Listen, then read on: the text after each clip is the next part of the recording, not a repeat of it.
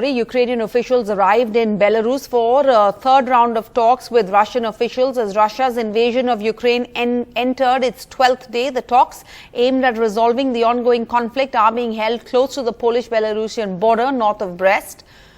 Belarus is a key ally of the Russian President Vladimir Putin and served as a launching ground for some of the invasion forces. Monday's talks come hours after Russia announced that it would be observing a ceasefire and establishing humanitarian corridors for civilians in some Ukrainian cities. It is, however, not immediately clear as to what extent the ceasefire is being observed or whether evacuations were taking place.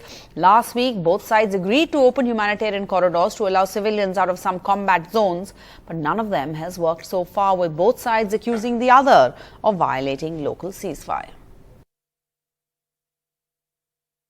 It's a crucial day today in the Ukraine with the peace process now on. Once again, there are talks which are taking place between the Russian side and the Ukrainian side. Will this finally result in a real peace? Because the worry now is that if it doesn't, then the prospect of real bombardment of Ukrainian cities is once again likely to emerge as a big international concern, and certainly a concern for people in this country.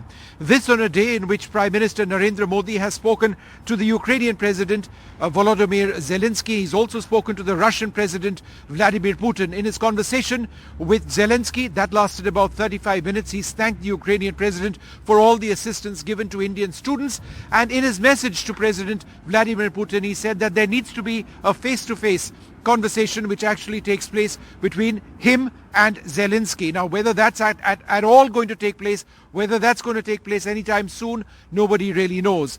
Meanwhile, the crisis over here in Ukraine, with people actually moving away from the east of the country to the west to try and get across to Poland or to other areas which they believe is safer, is something which continues to be a reality.